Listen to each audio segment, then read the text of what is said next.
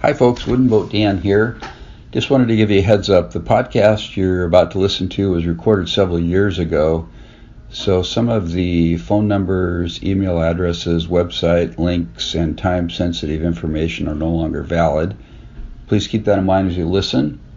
If you'd like to contact me, my email address is woodenboatdan@gmail.com. Thank you and enjoy the podcast. Thanks for tuning in to the weekly podcast called Hooked on Wooden Boats. This is episode number 155.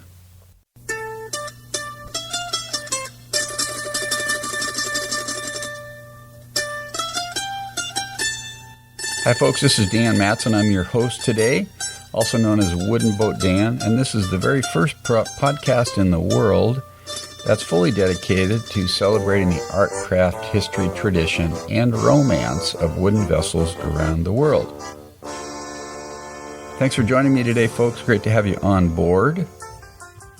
We're going to have some fun today, as usual, talking about wooden boats. Our featured segment is with HOWB and Nancy Payson of Port, Townsend, Washington. HOWB and Nancy spent about 20 years cruising, blue water cruising, all destinations all over the place, all over the world, with 4 kids, and they wrote several books about it. And one of the books that they wrote has been recently republished. It's called Blown Away. The book was originally published 35 years ago, and my friend Lin Pardey has taken that book and repurposed it by changing, writing a new introduction, new photos, and so on, new cover. And it's I have not read the book, but I've heard very good things about it, and I would recommend that you check it out. And you can check it out by going to hookedonwoodenboats.com/blownaway. That's BLOWNAWAY. I'll give that to you one more time. hookedonwoodenboats.com/blownaway. So check it out. Today's podcast is brought to you by Duckworks Boat Building Supply from Harper, Texas. Duckworks is an online company that sells everything boat, everything to build a boat, repair a boat, plans for boats, sales for boats, hardware for boats, epoxy for boats, anchors, books, you name it, they've got it. It's owned by Chuck and Sandra Line-Weber, who are friends of mine. They do a great job, excellent customer service. So check it out, folks. They also have a free newsletter that's been going out for almost 15 years now. So lots of free information, lots of fun stuff, good people, great information, especially on small wooden boats and building and repairing and everything. So you can check that out by going to hookedonwoodenboats.com/duck, DUCK. That'll take you to a landing page on their website, and you can get more information and make some purchases, hopefully. So check that out. Okay, we've got some new subscribers to the newsletter here recently. Michael Derland, Rod Tate, Jed Lavoie, Toby Elliott, Jim Manton, Rick Fritz, Dave Erickson, Alex Kerr, Carissa Canta, Mike Powell, Alan Calbrix, Dennis Burdett, Mark G., and HOWB and Nancy Payson. Thanks for subscribing to my almost monthly electronic newsletter. If you'd like to get the free newsletter, please go to hookedonwoodenboats.com/subscribe, and you'll be on the list. It's a lot of fun, good way for me to connect with people, kind of tell you what's going on in my world and in the wooden boat world that I'm involved in, and throw in a few resources and fun things. So check it out when you get a chance. So I did a little work this past week in my shop. I've been working on fixing up an older table saw that was given to me. It's a Grizzly 17 amps. I'm thinking that's 1 horsepower, 110 saw. Needed some work. The top's pretty rusty, so I've been working on that, which has been a little tricky. What I'd really like to do is take the top off, take it to a machine shop and have them machine it and take off couple thousandths or something, but I'm not going to do that. It's too much work. So I've just been working on it with steel wool and some other things. Let's see, what else have I used? A little sandpaper, some steel wool, some wet sanding, and a little bit of filing, and it's coming out. It's a lot better than it was. And then the saw, also the wiring, I got to look at the wiring on the saw from the motor to the switch and from the switch to the receptacle, and there was some parts that were taped together. And it's like, I don't like stuff taped together on power tools where you've got a cord that should just be a straight cord, no kinks, no cuts, no scrapes, no bruises, and you've got these tapes. So I started unwrapping these and realized they've spliced some things together. And so I was like, okay, I'm getting rid of this. And it's got 1.25 millimeter is the size copper that's used. So I think that's about 14 gauge. Maybe closer to 15. I don't know. So I am replacing that with 12 gauge, and I'm putting a new 12 gauge receptacle on it, that, not a 12 gauge, a 20 amp receptacle. So it's going to have nice clean power, and I've wired an outlet into my garage that's got one 20 amp outlet on it, that the receptacle itself is rated for 20 amps. So this saw obviously isn't as powerful as my last saw, which is a 3-horse Delta unisaw. So I want to get as much clean power to this saw as I can. So that's what I'm doing for the power on that. So I've been working on the saw. And then also I'm having to wire in a 220 outlet in my garage so I can plug in my little heater, which is a Dimplex heater, which works really good. But I've got a small the electrical panel in the garage is not very big. It's the main panel for the house, and we're in a small house. So in order to get another circuit in there, I've got to convert 4 of the 20 amp breakers to 2 duplex breakers. So these are they're the width of one breaker, but they've got 2 poles on them. So if you're familiar with wiring, you know what I mean. So I went and bought some of those, so I'm working on that. Meanwhile, my Scamp is sitting in the garage, getting nice and dry, looking good. So I am getting closer, folks. I'm hoping in the next couple of days I can finish the wiring, get the table saw fired up, and then we'll get the Scamp going. So that's the update there. And this week I'm kind of having some fun. I needed to get some interviews going for the podcast. So I just got on the internet and started doing some search and found some folks in Vancouver, British Columbia that are doing some wooden boat stuff that's pretty cool, and found a guy in Deer Harbor on Orcas Island in Washington State. And I've heard about their it's called the San Juan Islands Wooden Boat Rendezvous. And so I interviewed Michael this morning, and he's going to be coming up on a future podcast. So I've got 4 interviews scheduled this week that I'm going to be doing for future podcasts. So that's pretty fun. Yeah, so we're having a good week. And in case you hadn't noticed, the sun's out today, at least here in Washington. So that's pretty cool. I always like when the sun's out. Okay, we're going to move on to the interview with HOWB and Nancy Payson of Port Townsend, Washington. And again, I would encourage you to check out their book at hookedonwoodenboats.com/blown away. So let's roll the interview. Take it away, HOWB and Nancy. So it's December 31st, 2014. I'm on the phone with HOWB and Nancy Payson from Port Townsend, Washington. Welcome to the podcast. Thank you very much. Thank you. It's a pleasure to be here. Yeah. So let's start with just a brief personal biography. Maybe we'll start with you, HOWB, and tell us a little bit about your youth. Well, I was born in Cambridge, Massachusetts, because my father was going to Harvard. But we moved back to Maine right away, so I always say that I'm from Maine. And I married my childhood sweetheart, and we had three children. and I divorced her and married Nancy in 1970. It's easy to remember the first anniversary of your first marriage than it is the second. Yeah. However, we've been married for now 44 years. 44 years. Wow. Well, actually, 45 in January. Okay. Who would have guessed? Yeah. I was born in California, Long Beach, California. I grew up in various, beach towns, but never learned to swim very well or be interested in boating. I went fishing with my father a lot, but that was all on lakes. So my interest in sailing came much later after I met HOWB.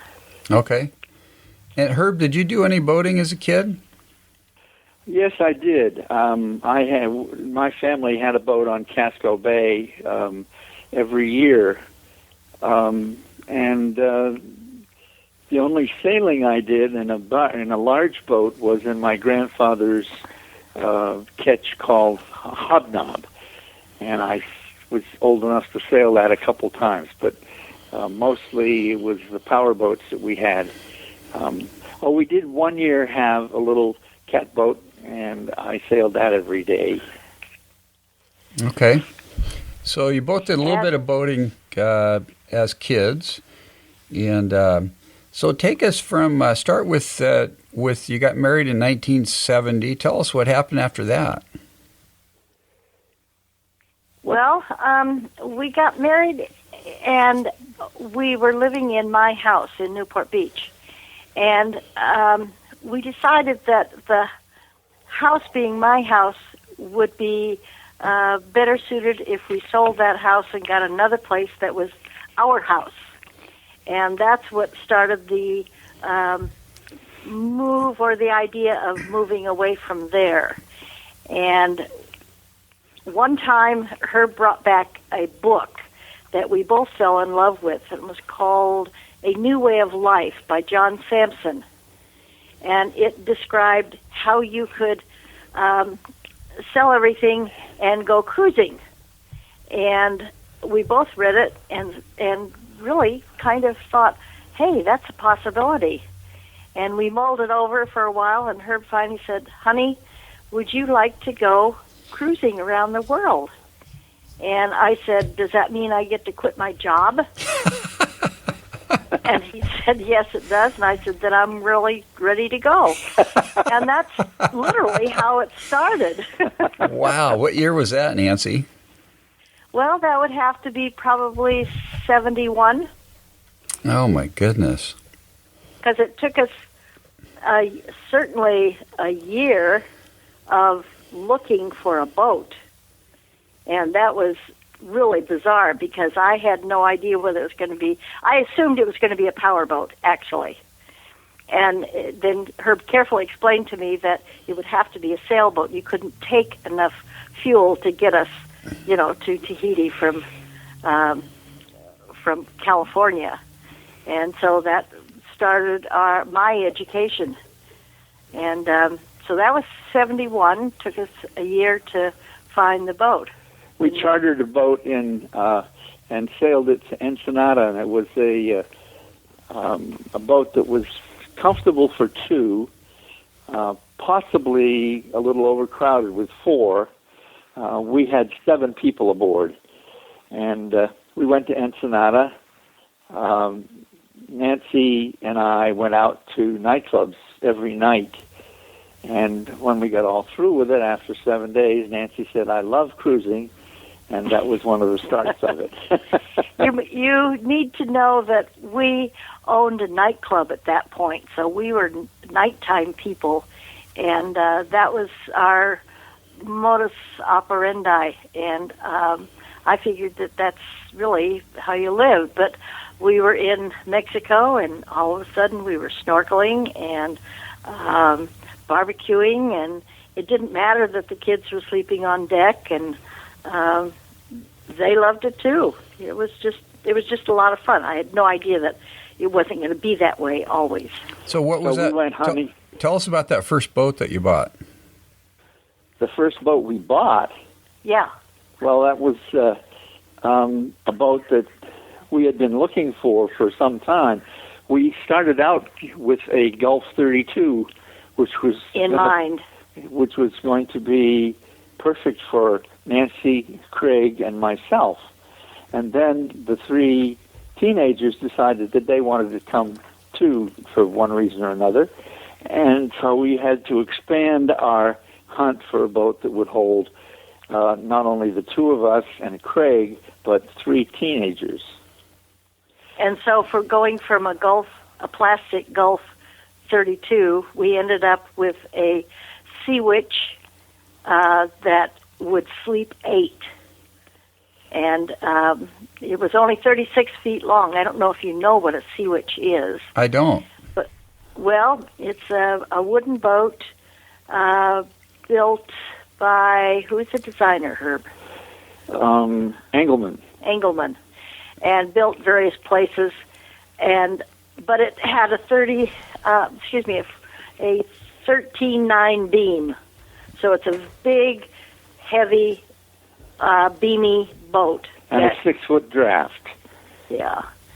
And it didn't go to weather very well, and it took about at least 20 knots of wind to get it going. But it was heavy and very safe and saw us through lots of hard times. It had a couple of raked masts, which were almost equal in height, and they were secured to the boat with dead eyes and lanyards, which is an archaic, classic way of doing rigging, and much different from the other boats that we had looked at. And it had, as far as equipment, it had a depth sounder and a compass and a shortwave radio. And I think that's it. Right? Yep. Hello. Yeah. Yeah, he's here. Yeah. Yeah. Wow. That's amazing. So where did you guys go in that boat? Well, we left San Diego in 1973 with Craig, Philip, Connie, and Chris on board. And the youngest was Craig, and he was 10 at the time. And we headed down the coast. And when we got to the bottom, which we considered to be Costa Rica, we headed over for the Galapagos Islands. And by that time, we had met another boat, and we had become the film boat for their movie. They were making a movie, and we were supposed to be the film boat. So we had to follow this boat. And our daughter fell in love with a son that lived on that boat. So she left us and went over there. And we had a very definite interest in staying close enough to the other boat, which was named was Scaldus, so that if she wanted to come back home, we'd be available. Wow. So and then we spent about 3 months in the Galapagos. We were one of the very last boats to be given permission to cruise freely there. Wow. That must have been amazing, that place. It was. That's actually one of our very high points. The animals are so tame, so unafraid. Not tame, they're just unafraid of humans because people haven't been hunting them or chasing them or capturing them or anything. So even the birds would just come down and peck at you to see who you were, what you were. Wow, that's amazing. So the Galapagos. When we're asked what our favorite place is, the Galapagos comes to mind. And as Nancy said, we were the last cruising boat allowed to cruise freely in the islands, and we stayed there long enough to make friends and to get used to cruising around the islands on our own, and we were the last, or next to last boat allowed to do that. Are those islands are uninhabited, right? Oh no, they're inhabited. Oh, they are. Well, there are 2 or 3 kind of villages, but there are I don't know what there are 13 islands, 14 islands.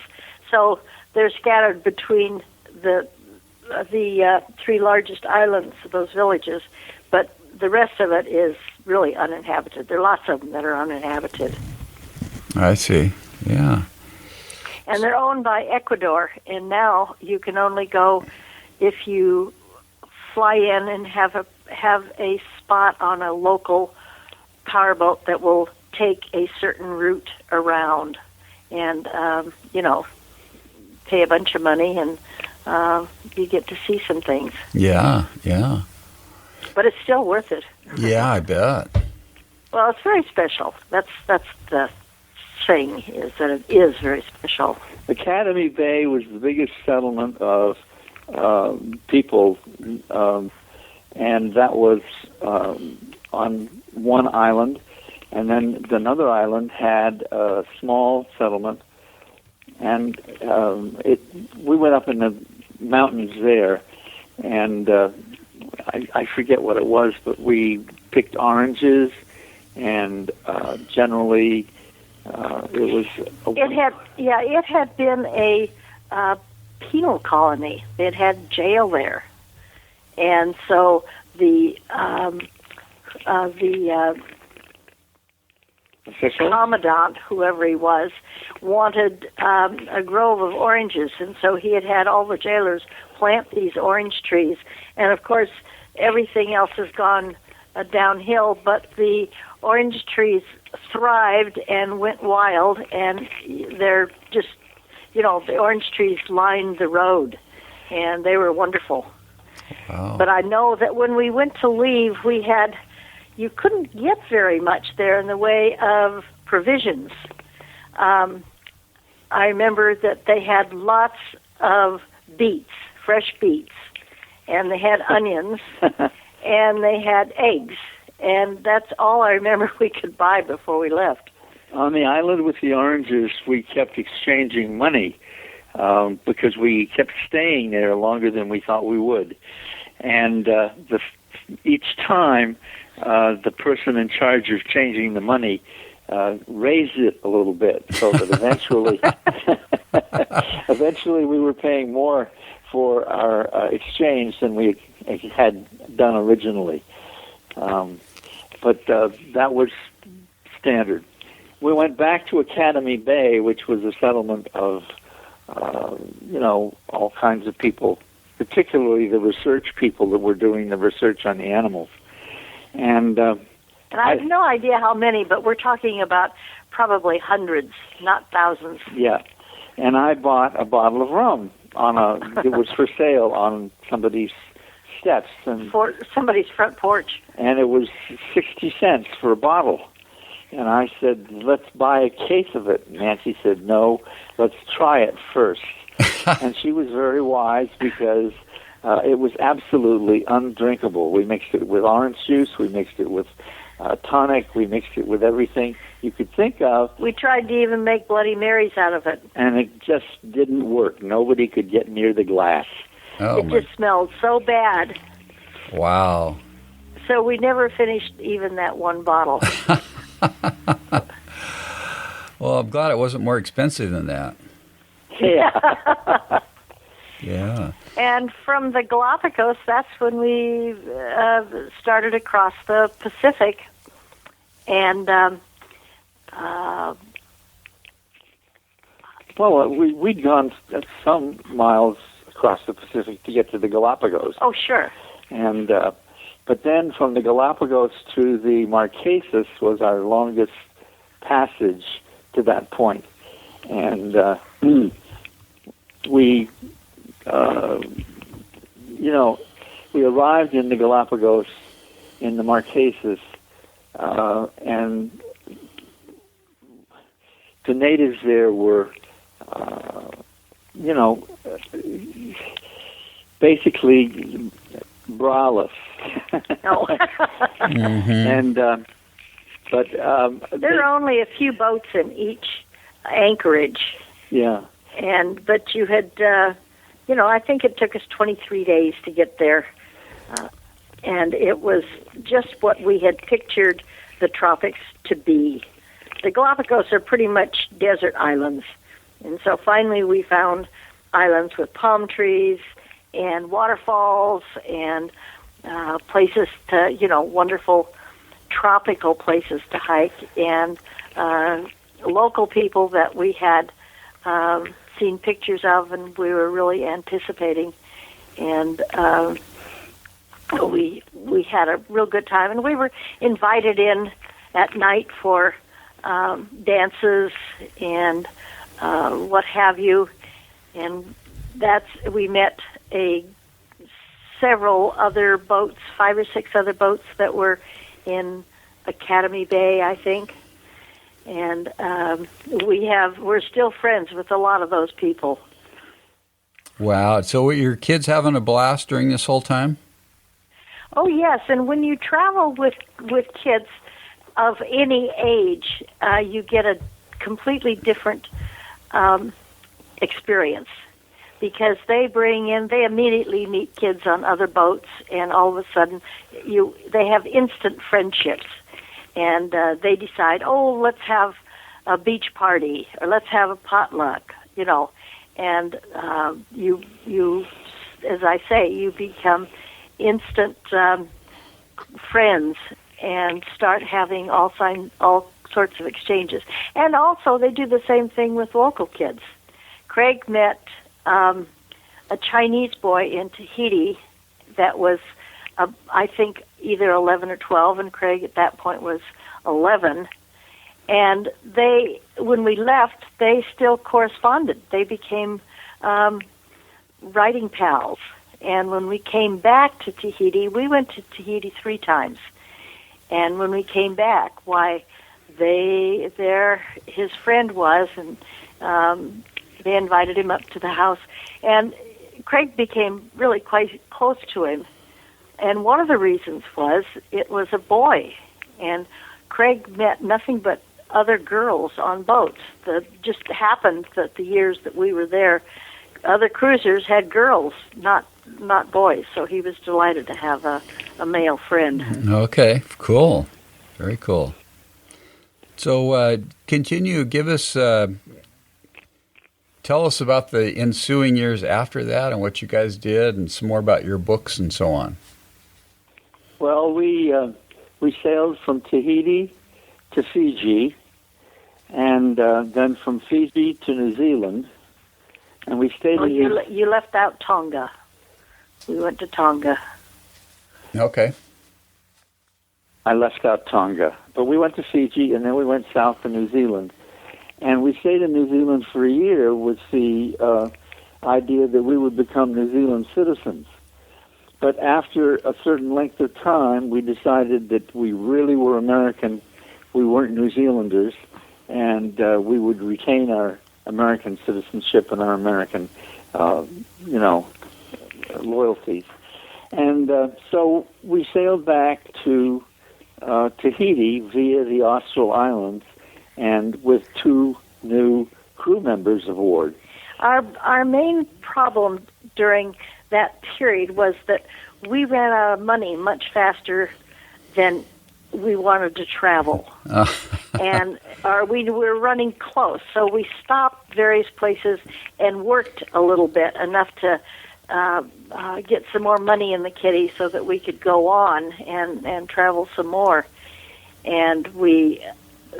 But we knew all along that we were going to get to New Zealand. That was our destination originally, and that we'd work there for a year and make enough money to come back. Well, no, we didn't. We thought we were going to become citizens of New Zealand. Well, yes, that was a possibility. And we arrived in New Zealand, and we had no money, but we got $150 for finding a motorboat that was drifting outside the islands. And that's how we made our first money. When we got to New Zealand, we had $9. Yeah. And we got this reward for finding this boat, and that was wonderful. So we learned to live on very little money there. And we all worked. And we all worked. And we saved our money. I got a job as a carpenter in Paihia across the way. I had to take the ferry every day, and both to and from. And I got the job as a carpenter because I said that I had experience. And my experience included building a big playhouse for my children, and that was it. But anyway, I got this job as a carpenter, and then I got Chris a job with me, and we worked in Paihia.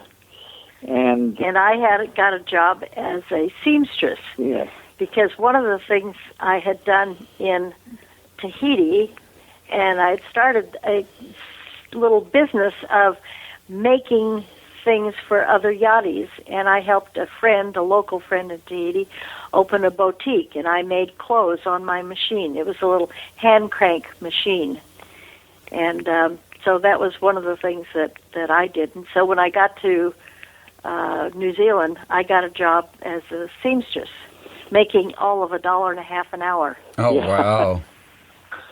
And Chris and I worked in Paihia as carpenters and managed to saw and nail down asbestos boards. Nobody knew at that time that asbestos could be bad for you, so we just went ahead and sawed them and nailed them and treated them like any other board. Oh, wow. But by the time we were, before we left, we had to get the boat ready to go to sea again. So we went into the boatyard and did the bottom and had a few other things done, and it soon ate up most of the money that we had saved because we were not making much. It was a very cheap place to live. I mean, very cheap. And we had saved hundreds of dollars, but the boatyard just ate up most all of it. So we had to do something, and we invited another couple to come with us and to pay us. So they were 1/3 of a schooner that was called Samarang, and they were 1/3 of it. There were two other couples aboard. So they decided that they wanted to keep sailing. The other two couples did not.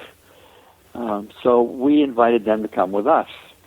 And we decided, at some point, we had decided that we were going to be Americans and not New Zealanders. We had lived in New Zealand. We'd seen the one paragraph that they devoted in their newspaper to foreign news.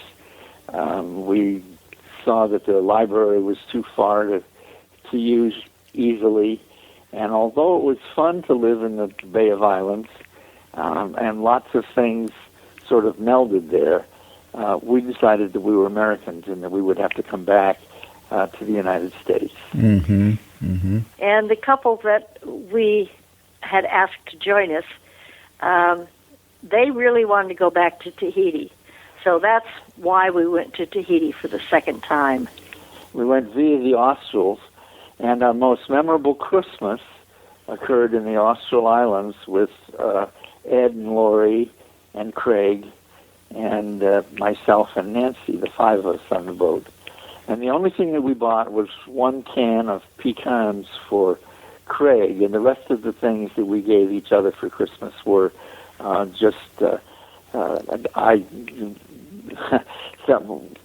Ed offered to do the dishes for Nancy for 2 weeks, and it was like that. Oh, cool. Lori wrote out a group of recipes that she thought were good for boating, and so that's what she gave me. And I had my sewing machine dug out, so I made some various things on the sewing machine for my gift giving. But Ed and Craig went out on the reef and got slipper crabs for Christmas dinner. I got a small ironwood tree for a Christmas tree, and we this is our most memorable Christmas, primarily because it was completely different from any other Christmas that we had, either before or since, and that was in the Australs. And we ate slipper crabs, which are a lot like lobster, and we gave each other non-bought presents, and it was a wonderful experience. Yeah, it sounds like it. And to retrace a little bit, the three older teenagers, who by this time are 20 and 21, decided on different paths. One went back to enter college. Our daughter ended up staying on the other boat with their boyfriend, and they went back to the United States on their boat. And the last one decided that he wanted to return home also via a delivery boat via Hawaii. So Wow. we had only Craig on our boat plus this new couple. Mm-hmm. Okay. Wow. And so where did you go from Tahiti then? Well, we were broke, as usual. Again. And so we delivered a boat that belonged to a friend of ours. He wanted his boat delivered and sold in the United States. And we got a commission for selling it and for delivering it. Yes. So that's what we did. And then the second half of our trip, we left Tahiti and went to Samoa. And then we went north to Tarawa. And then from Tarawa, we went on up to the Marshalls. And the Marshalls are where I wrote the majority of Blown Away. Meanwhile, Herb was writing articles for Sail magazine. Yes. And became an editor at large, or I've forgotten what exactly they called you.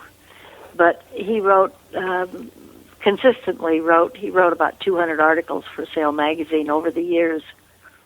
Anyway, Sail magazine was on again, off again about publishing my book, and they were finally on again in the Marshalls, and so I sat and wrote the whole book there.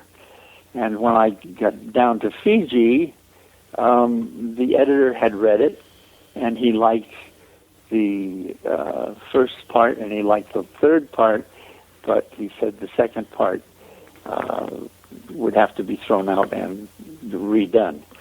So I was in possession of a book that had three sections, three sections. Beginning, middle, and end, yeah. And so I had to redo the center section.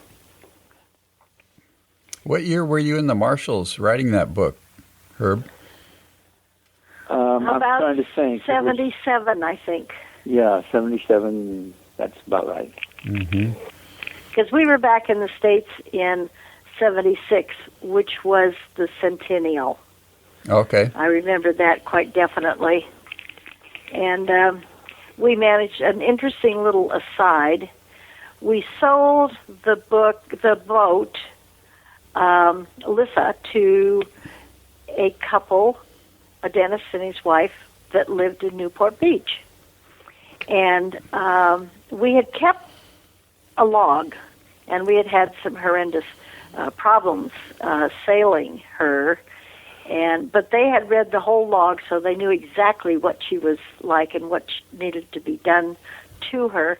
I rebuilt the engine at the time. Herb rebuilt the engine, and we put that back in. But the couple that they bought the boat ended up taking it out and going sailing in that boat for 14 years. Wow. And when they settled down and sold the boat, but settled down on land, we stayed in touch, and they wrote us a Christmas card and said, "We have settled in the neatest town. It's called Port Townsend. You should come and see it sometime." Really? Yeah. So they ended up right here along with us. One of the reasons we settled in Port Townsend was that there were 12 people in it that had sailed in the South Pacific at the same time we did, and we knew most of them. Yeah. So when did you guys meet the Pardeys? I'm not sure. I can't. I think we met them at Sail Magazine. Oh, okay. Uh-huh. You know, the first meeting, and then we went sailing with them on Taliesin, I think, in Newport Harbor. Yes, they were building Taliesin. Well, then we went sailing on the other one, Saracen, because we went sailing with them. Yeah. And we spent Christmas with them, if you remember. And we were tied up at somebody's dock for the Christmas tree parade.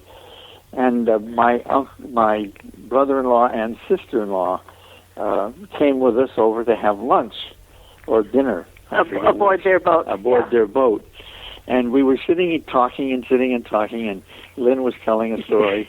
And then she finally got up and went over and sat down on the pot that they used for defecating and peed, and then got up and came back and rejoined the conversation. And none of that was private. And it completely blew away my brother-in-law and sister-in-law. Oh, my goodness. Wow. So how many books have you written? He's written 3 books. The first one is Blown Away. Mm-hmm. The second one is You Can't Blow Home Again. And the third one is Advice to the Sealorn. And the first book has just been reprinted for a 35th anniversary printing. And Lin Pardey has done it. And that's all very exciting as far as we're concerned. Yeah. Can you give us a brief? Added. Go ahead. Go ahead. Oh, well, okay. I was going to say she came over to the house and wanted to see pictures, and we went through a bunch of pictures, and then she wanted a new forward and afterward also. Okay. I was wondering if you could just give us a brief synopsis of each book. Of each book? Yeah. Yeah. Just Well, the 35th anniversary of Blown Away is an updated version of the original. And it has additional words by Nancy and me and by Lin. And it has pictures. And it's not necessarily a chronological ordered book. It has, it's about basically most of the first half of our trip on Seafoam. Anyway, there's that. And then there's You Can't Blow Home Again, which is a continuation of Blown Away. And then there's a book called Advice to the Sealorn, which is advice to future sailors, but it was much more relevant in the days that we wrote it than it is in later days with all of the GPS and stuff that you have today. But it was a good information book at the time, and a good information book now for people who want to go without GPS. Okay. And it's an information book that has a chapter on, for instance, lightning.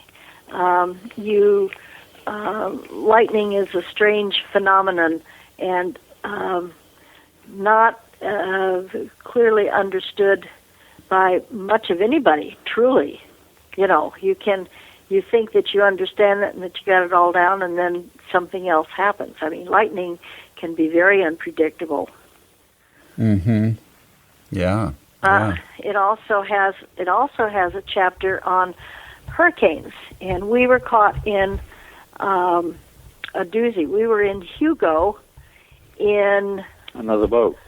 Yeah, in Red Shoes. That was our second boat, and we were in. I was thinking of Culebra, and the eye went right over us, and there were 17 tornadoes inside of that eye.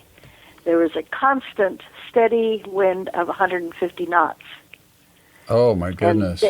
And then you had the tornadoes that would come to the ground and just take up a house and blow it away. I believe that part of that is written about in Advice to the Seaborn. Yeah, that's what I'm saying, one of those chapters. Yeah. But basically, the 35th anniversary edition is blown away, and you can buy it as a book. You can buy it as a book on tape, and you can buy it as an electronic ebook, and all from Amazon. Or you can order it from any bookstore, actually. Yeah. And if you want it autographed, you have to say so. Okay. All right. Come see us. We'll autograph any of them. Yeah, very cool. So do you folks have a boat currently or get out on the water? No, we don't. We sailed for about 20 years. And right now we're doing other things. Yeah, we also sailed trailerable sailboats when we weren't sailing larger boats. So we've been in the sailing industry for a number of years, written articles about both our larger boats and about the trailerable boats. And we've been there and done that, I think. Yeah, sounds like you folks have done a lot. But when you live in Port Townsend, you never get away from the boating industry. It's huge here. Yeah. Our second, have you been here? I have, yeah. Mm-hmm. Yeah, the second largest employer here is the boatyard. We have a huge boatyard. We get a lot of boats, fishing boats, sail down here from Alaska to get worked on during the winter. By the way, Seafoam was here. It was smashed up in an onshore wind when it was blown. Its anchor dragged, and it was blown back against the railroad trestle. And it spent a long time in the yard with the insurance offering to pay so much, but not really enough for total repairs. Yeah. So what happened was a couple of guys from the wooden boat school said, well, we'll work on it for what the insurance company will pay us. So that's how it got rebuilt. And the couple that bought it from the crabber and fixed it up and lived aboard it were very lucky in that they... And I think they still own it, and it's quite close here in Port Hadlock. Right. And we sold it originally in 1980 in San Diego. And, now it is living here very close to us. Oh, it's in Port Hadlock right now? Yeah. Down by the school, huh? No, it's in the marina in Port Hadlock. Oh, okay. I've taken Craig's son over to see it so that he can see where his father grew up.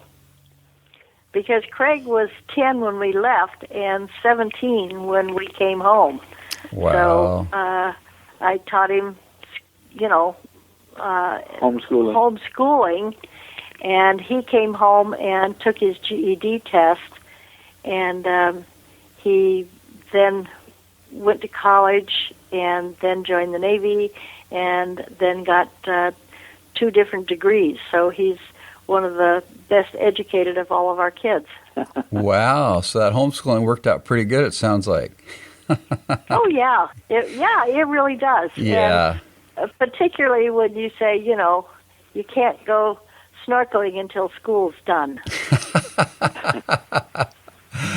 Oh, that's awesome. So any of your kids sailors these days? Actually, no.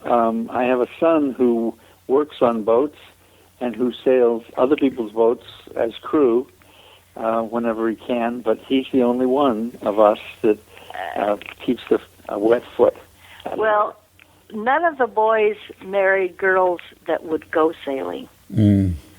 Their wives all say they get seasick, and one of them has managed to persuade his wife to go on cruises of 3,000 people or more, but it's a very big boat. But basically, they, as a couple, they just actually couldn't. Connie ended up cruising many, many miles, probably more miles than we did, because she ended up being a cook on various boats. And she sailed on, one of the boats she sailed on was William Robinson's Varua. Okay. Which is, old-timey boat, but it was converted over to a lab boat, what am I trying to say, a scientific boat that followed the whales from Hawaii to Alaska and from Alaska back to Hawaii. So that was a very interesting thing. So she ended up doing a lot of sailing. Oh, very cool. Cool. Well, I really appreciate your time today. This has really been fun. I get over to Port Townsend quite a bit, so I'll have to check in with you guys when I come over, and we'll get to meet face to face. Please do. We'd like that very much. Maybe we can go out to lunch and tell some more sea stories. Yeah, that would be awesome.